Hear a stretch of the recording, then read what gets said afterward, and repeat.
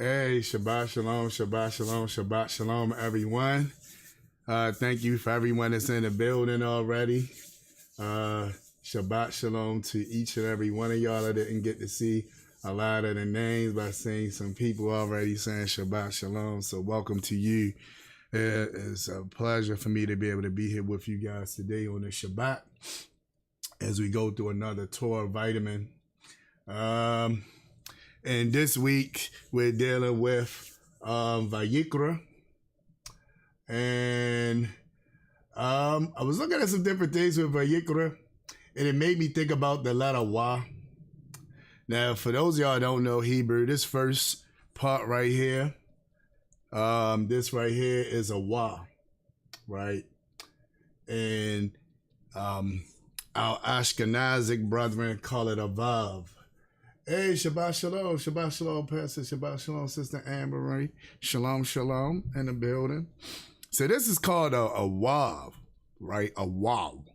But our Ashkenazic brethren, I know I got one sister mad with me right now.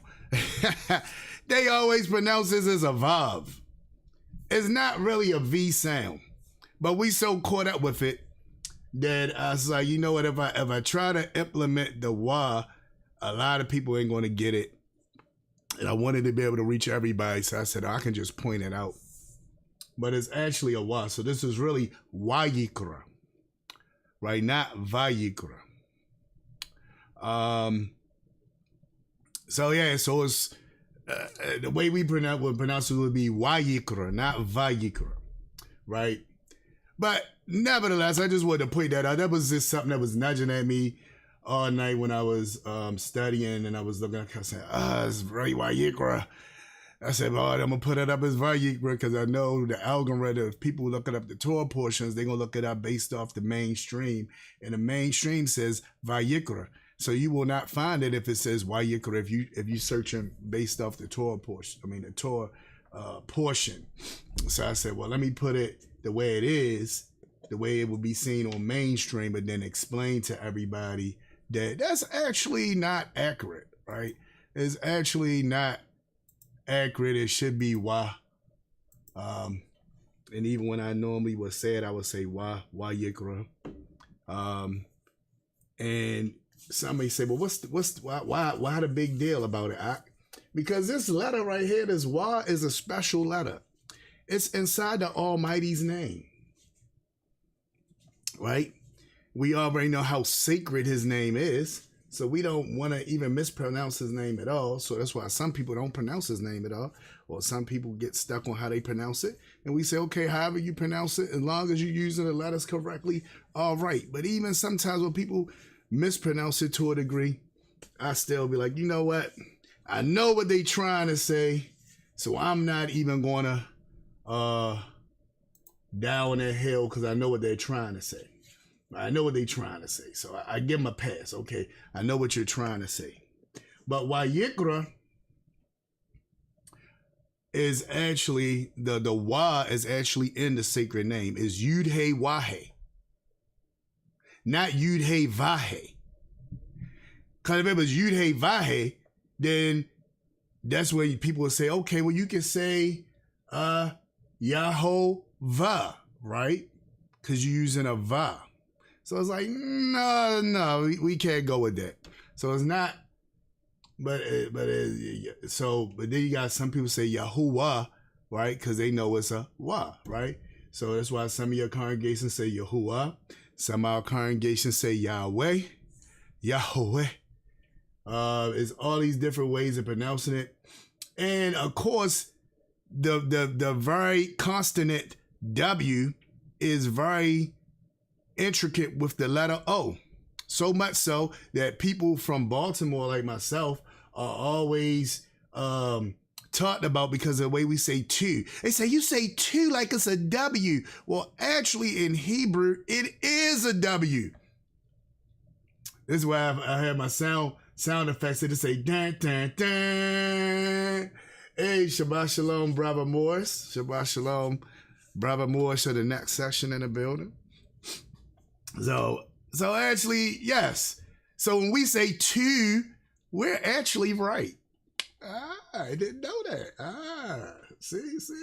Anyway.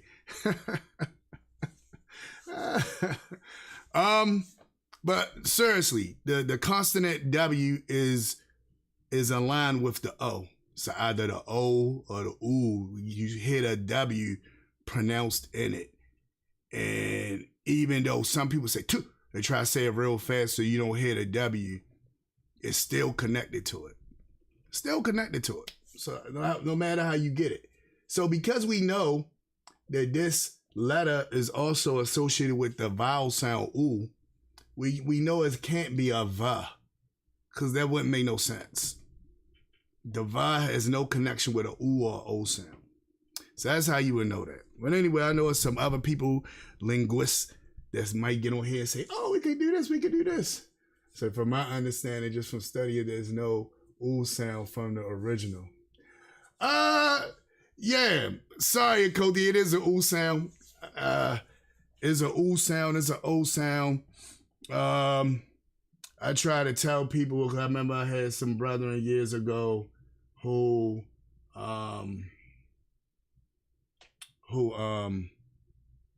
only said and then they only had an and an sound, and then they said, sometimes they say E. And I was like, yeah, so you telling me that Almighty didn't know no other sounds but and E? He didn't know O. He didn't know U. He didn't know A. He didn't know none of them other sounds. He just knew those sounds. And they was like, and one brother said me really digging into him. He's like, brother, we wish we just learn and and I'm like, oh, I give you that. I understand we just learning, but when I tell them, I'm like, okay, well, if y'all just learning, then don't try to attack me when I'm trying to tell you, you get what I'm saying, what it is. Cause they was like, I was like, the Almighty got sounds that even beyond that, he got a sound that said, ah. There's a sound that sound like that. He got guttural sound. All this is sounds within the letters, within the alphabet that's not in every language, but he has it within Hebrew, right? Where it's so hard, that last sound that the ayin makes the sound right? That's the sound that it makes. But it's so hard for the Ashkenazim to do it that they just say That's it. They say And I remember my teacher told us that when I was at the yeshiva, he was like, oh yeah, we just say because it's so hard to make the actual sound. But the actual sound is a guttural that's like and I was like, so then when I learned Arabic and they had the same letters, the same alphabet, and they had those sounds, I was like, it is supposed to be pronounced like this. Like, he said that the whole time, they pronouncing everything wrong, right? Trying to make it easier. And even a va, it's not a va. If you go to Arabic, it's not no va, it's a wa. It's the same letters, same alphabet. So I just wanted to point that out before I got too deep into this, because it was just bugging me just saying it, even though I know, we say Vayikra because it's mainstream, but it's really Wayikra, right? Wayikra. Anyway. Let's get this show on the road. For those of y'all who missed the WFBR station today, you missed a good one. We had Zakane Scott on there. He did an excellent job. I said, Aki, you opened up the season mightily. It was a mighty way to open up the season. He just delved straight in. I was like, okay. I got a hard pill to follow today. Oh, you welcome, Coty. I got a hard pill to swallow today. To follow today. I got a hard pill to follow today. Let me get it right. They say pause, all that stuff right. Anyway, I've been hanging around the youngsters too long. Anyway, he did a wonderful, excellent breakdown. And later on today, when I do the message, I gotta follow behind that. It's gonna be rough. But anyway, let me get into what we're gonna be looking at today. Because today we're gonna kind of touch on some things that I might talk about, right? And we're gonna look at the Torah portion. So again, today's Torah portion is Vayikra. And it starts at Leviticus chapter 1, verse 1. And again, we see right here. Remember I told y'all whenever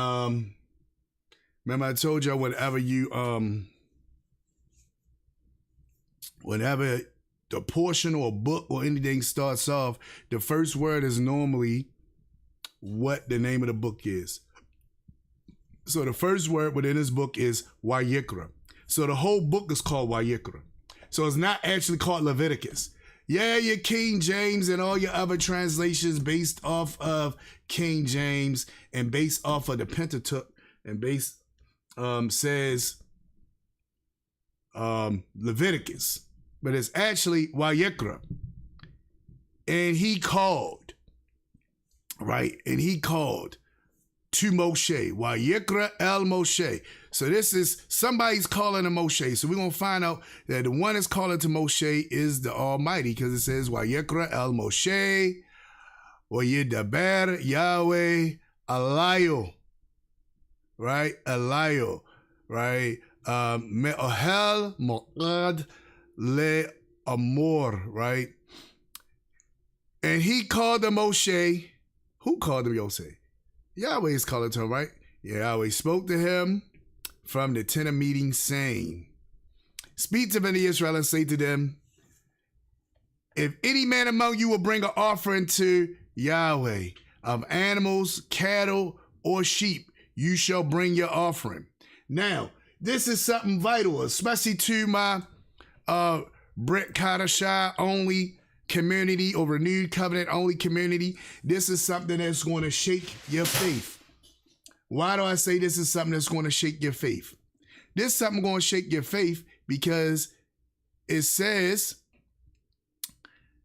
and let me read it again so you can see why it's going to shake your face. Look at what it says. It says, speak to Bnei Israel and say to them, if, right? Notice that if is inside the parentheses, inside the bracket, so the if is not there. So in other words, if or when, so it can be if or it can be when a man among you will bring an offering, right? So we know you're going to bring an offering. So you take the if out, say when a man or after a man or because a man, so forth, so on. He brings this offering, right? To Yahweh. What is he to bring these offerings from? Of animals. Do y'all see a problem with that, Brit Kadashah only people? It says this offering is to be of animals. What kind of animals? Cattle or sheep. You should bring your offering. Later on, we're going to see, he's going to talk about doves, right? But the key thing I want y'all to point at and see is that it doesn't say of people. You get what I'm saying? The Almighty does not want you to offer up people as a sacrifice. He don't want you to offer up people as an offering or a sacrifice. Not people. You get what I'm saying? Now, why am I saying this? Every year when it comes close to this time, and we get to Pesach, and we talk about the Rebbe, which is Yahshua Mashiach, we get to talk about Yahshua Mashiach. We get to talk about the Rebbe. We talk about how he died and was resurrected 3 days and 3 nights later, and so forth and so on, right? When we talk about that, you know what happens? People start saying he was a sacrifice for us. He was our offering, so forth and so on. It's like, wait a minute. You know, we run with that. And we make it seem like it's all right to be that way. We are going against Torah, people. This is one of the major laws in Torah, is that when you bring an offering, it has to be of animals. And he's going to tell us specific animals within these next few chapters. He's going to tell us what the offering is for and what animals to bring. And he don't want you to turn to the right or the left. He wants you to do it exactly as he's saying. So that means you can't say this human being is your offering. Now, I know what many of y'all are saying. Apostle Shaul said it. That is called a drash. That is called a remes. You might be like, what are you talking about, drash and a remes? Right? We got to remember, Apostle Shaul was a rabbi. He was a Pharisee, right? They got a whole different way that they view things. And one of the things, hopefully it didn't disconnect me too bad. I don't understand what's going on with everything right now. But I see I got disconnected. And then it popped back up. So hopefully if the disconnect wasn't too bad. And it didn't start a whole new stream. Because then I'm going to have to take this off and connect it and all that good stuff. Anyway. Oh, good. Thank you. Woo. Y'all can still see it. All right. Thank you. Woo. I was like, wait a minute. I don't know what happened here. I guess we about to get too deep. But they said, no, you're not. You ain't getting deep with them on that. All right. So, all right. So now this not even on the screen the way I wanted it to be. Oh my goodness. Thank you. Got 2 S's. All right, so this is Torah. There we go. All right, so I wanted to explain it to you. Oh, it's on the same string too. Woo, good. I said, this joint might disconnect me. I don't know what's going on sometimes. Sometimes I think we get too deep and then they be like, nope, I'm going to mess it up. All right, so let me see. Let me see how I can get this the right way. Let's see if I do it this way where y'all see the whole screen. No, y'all still can't see it. I want y'all to be able to see this side of the screen. Oh, that's too much. Y'all can see it good enough. All right, as long as y'all can see these modes of interpretation, right, then that's good enough. All right, so it's 4 modes of interpretation, right? This is what we learned in the yeshiva. This is how the sages look at it. This is how you hear even in the biblical text, you'll see, as Cain pointed out, when the Mashiach used one of these modes of interpretation to explain about yeast or chametz, when he said, don't let your chametz be like the chametz of the Pharisees. And then it was like, well, what is he talking about, right? And then they didn't understand what he was talking about. They thought he was talking about the Parshat. The Parshat is the literal meaning, right? So the literal meaning is the Parshat. I mean, what you read is what it is, the end. We ain't going this way or that way. It's just what you read, that's what it is, right? But then you got the remes. The remes is allegorical. It's an allegory. It's symbolic. It's hinting towards something else, right? So when he says, when Cain pointed out earlier that it was talking about the chametz or the yeast, and he says that this chametz of this yeast was actually talking about the attitudes or the teachings of the Pharisees. and the attitude or the hauntiness within it, that it was like, okay, that's the remnants. It's showing you that it's symbolic. It's trying to show you it don't actually mean this, it mean that, right? And then the drash is comparative or interpretive, is where you find one thing and it says this and you says, oh yeah, over here it says that. So that shows you it's the same thing. So we comparing it, right? So we see that whole thing with Rav Shaul or Apostle Shaul when he says, for the Mashiach or the Rabbi is our Passover. And people take it, he said because he's our Passover, that means he died for our sins. He was our sacrifice, our offering, right? And see, it's a soul, so it's a mystery. Everybody not going to get this. No, that's not what he's saying. That's not what he's saying at all. When he uses that, as the K broke this down, I was like, wow, I like that. When he uses this term, number one, he's telling us to purge out the old commit. So purge out the 11. Get rid of the 11, right? Because the Mashiach is our Passover. Let me find that. Let me find that text right there. I think it's in 1 Corinthians. So this is a treat. I'm going to follow up behind Zacchaeus a little bit. Let me see. I'm not sure. I can't remember exactly where it is. Hold on, let me see.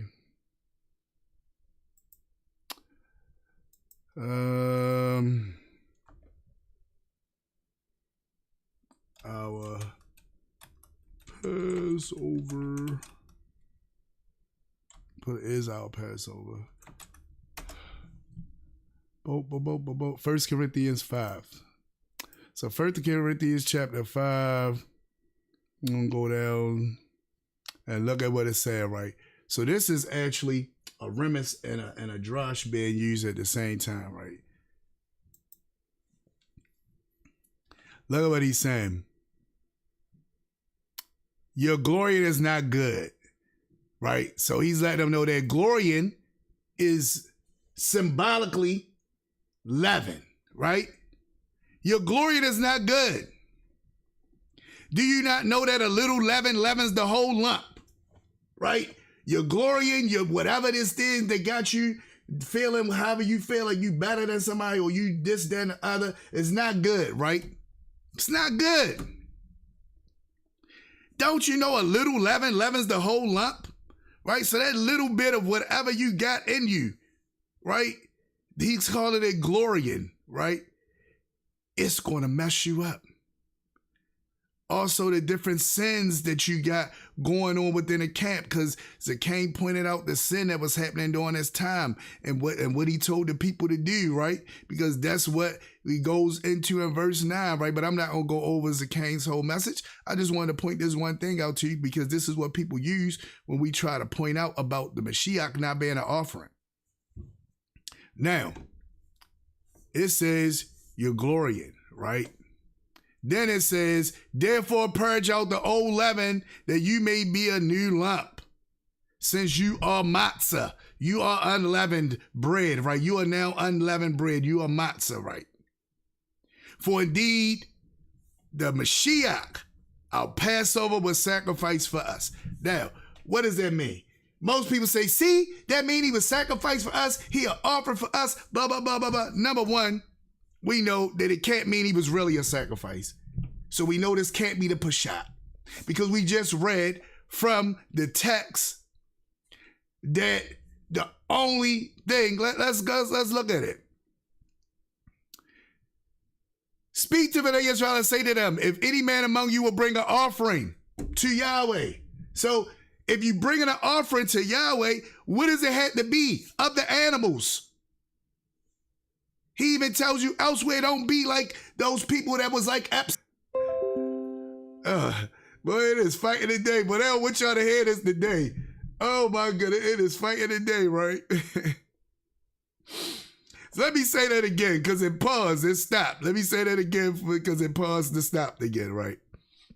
It says, speak to the Israel and say to them, if any man or when a man among you will bring an offering to Yahweh, it has to be of the animals. Of the animals. Then it gives us 2 animals that we starting off with, and then it's going to go down and break down other animals. But nowhere within this text is you're going to see a person. Nowhere within this text of the Torah is you're going to see them saying offer people up. Nowhere. Because you don't do it, right? So when we get here and we see it says, for indeed the Mashiach, our Passover, was sacrificed for us. What does he point out? Number one, he's pointing out, he's showing symbolism. He's showing a remiss. He already showed the likeness between the leaven and glorying. So we see that that's sort of a likeness. So he's showing us that symbolically this is representing this in this conversation that I'm having with you, right? Next, he's showing us that we got to get the sin out of our lives. Whatever this puffed upness is in our lives, we got to get that puffed upness, that sin out of our lives, right? And then he says, for the Mashiach, our Passover, was sacrificed for us. So he's showing us a symbol. He's trying to get us to get an understanding that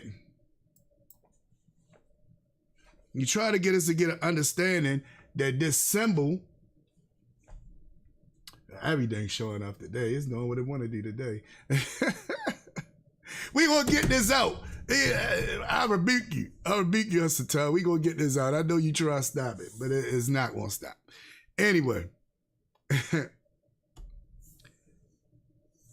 The remiss is showing, or the allegory is showing that these things are similar. So he's saying the Mashiach is symbolically linked to the Passover offering, right? Not that he is literally the offering, but this is symbolic language. I'm trying to get you to understand stuff.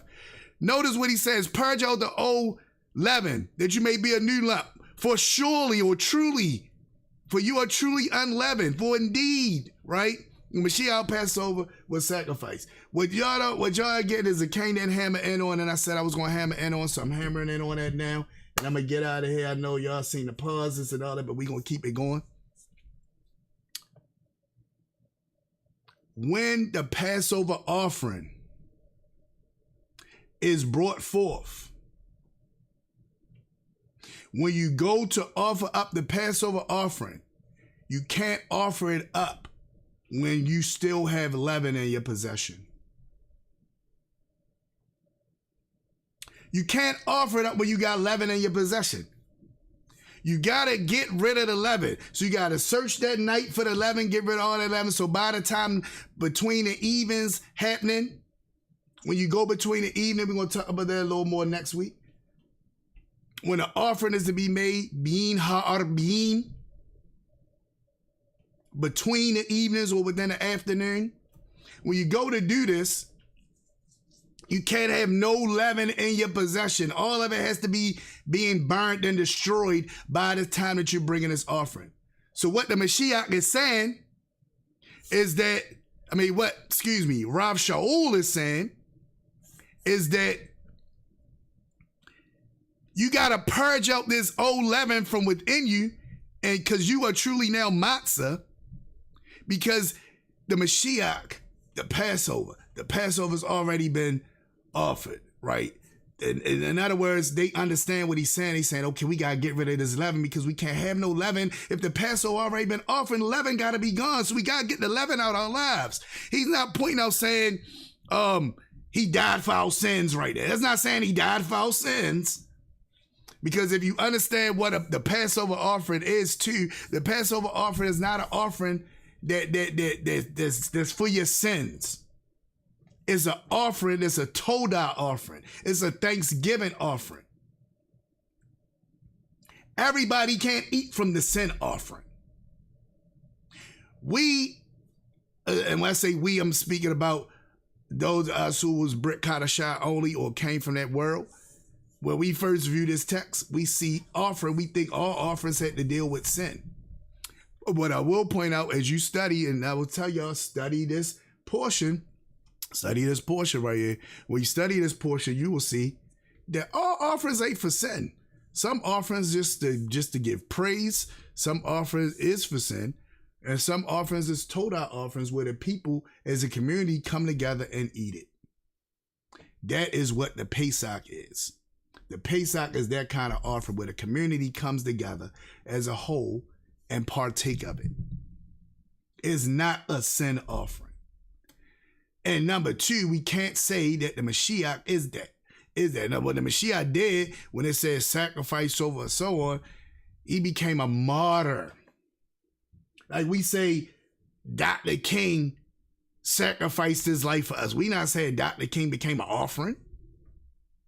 We say Malcolm X sacrificed himself for us. We not saying he became an offering and he literally got killed on this, that, ever. If the parents sacrificed themselves for their children, we not saying they went out and had themselves killed. We're saying that they struggled to do what they had to do to make sure things was better for you. We got to understand that our verbiage that we use, we still use the same verbiage today. We still use the same terms, the same slang today, even though it might be slightly different. It's not the Parshat. We can't take it as the literal. It's not that. All right. So I done ran out of time, done paused on me, all that kind of stuff. But I just wanted to point out, just wanted to make that clear to you. If you don't get nothing else out of what I was saying today, human sacrifice is not Torah. Don't get caught up with the paganism that's around us and thinking that a human being sacrifice is what the Almighty wants to happen. It's not.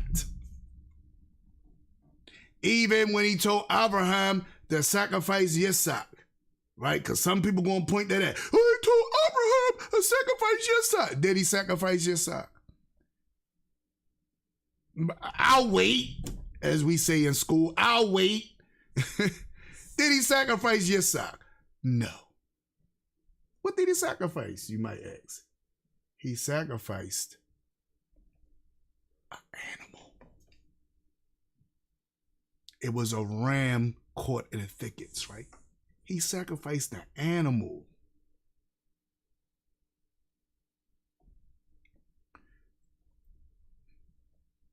Right? So this is what this is. So I just want to make all that clear, you know, because people run with that and then they get it wrong. And then I say, even if I took your argument that he was a sacrifice, it wasn't a sin sacrifice, a sacrifice for sin. He was sacrifice for sin, blah, blah, blah. I'm like, Torah offerings are for that. And if you read through this, you'll see that sin offerings are only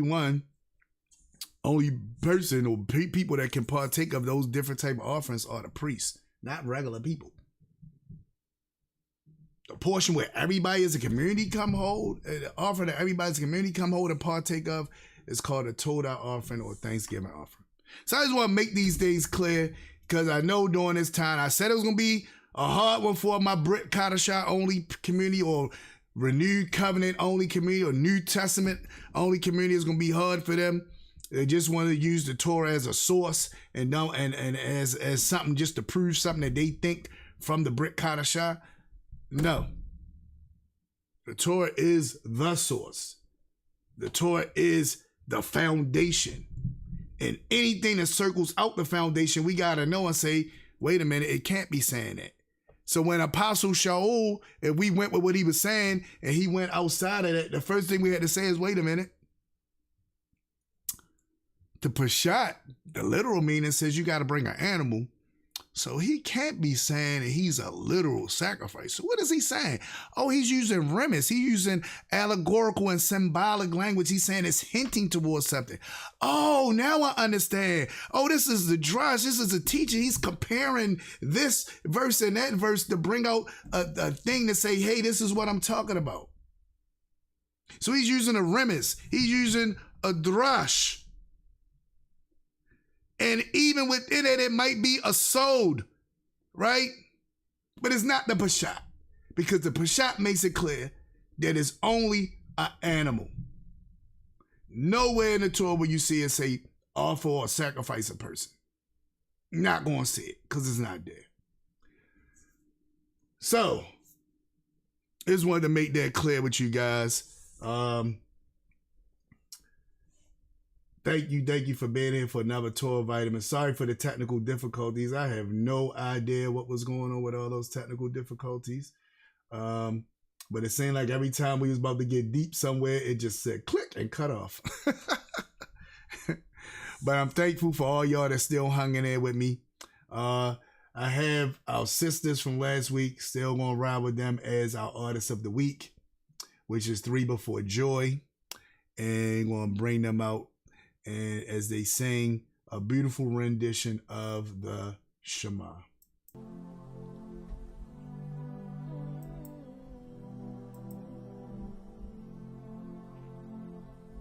Shema, Shema, Shema,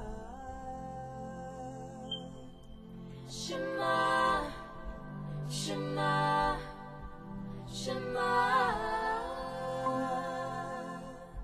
Shema, Shema, Shema. Hear, O Israel, the Lord our God, the Lord is one. Blessed be his name, his glorious kingdom reigns forevermore. Hear, O Israel, the Lord God, the Lord is one. Blessed be his name, his glorious kingdom reigns forevermore. Hear, O Israel, the Lord our God, the Lord is one. Blessed be his name, his glorious kingdom reigns forevermore. Hear, O Israel, the Lord our God, the Lord is one. Hey, Shabbat Shalom again. Thank all y'all for being here with me. It came to my attention at the end of last week that I've been giving out the wrong information. So, if you want to worship with our congregation today and maybe check out the message that I'm going to bring forth later on today, you can call 1-314-730-2320, and the PIN number is 399-130-964. I've been leaving the 4 off, people. I know people be like, what in the world? How we going to get this right? And then the pound, and then you put the pound. So it's 339-130-964 pound, right? So that's what we would have as the code. So again, we have our services starts at we got Sabbath school, which starts at 10:30. So in a few minutes, Sabbath school will be starting. Then we have our regular service. It starts at 1:00 p.m. And our Bible study is 7:30 on Wednesdays. So if you want to interact with yours truly, as we break down this stuff, we're going to get more into Pesach. We're going to be dealing more with Pesach, and it might be people that might disagree with what I was saying, right? Come in. Let's have a conversation, right? Let's have a real conversation. Thank you, Aki. Thank you. Oh, thank you, Akoti. Thank you for putting that out, because I was like, I kept putting out the wrong information. It was like, what is going on here? But Wednesdays is the night. Everybody will tell you we get on there 7:30. We get off 9:30, sometimes 10 o'clock, because we be going in. And people be asking so many questions, and I love people to ask questions. I love people to challenge, because that's the era I came from. So that's what I do. This is what I do. So please, if you're one of those people, call in. I will be waiting. And it'll be a happy moment for all of us. All right. But yeah, appreciate you all. enjoy the rest of y'all Shabbat. Hopefully this vitamin was enough to motivate you to want to look more into Vayikra, to look more into this portion, to get a deeper understanding of this portion.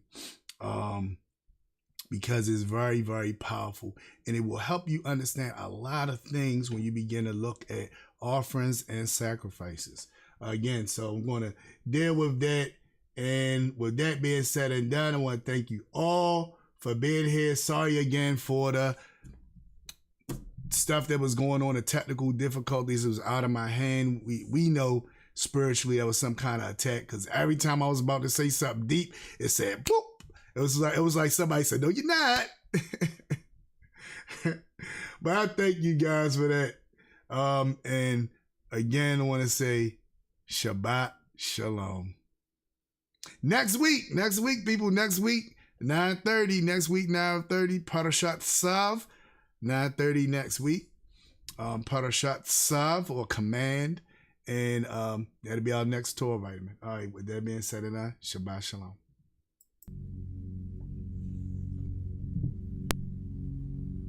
Shema Yisrael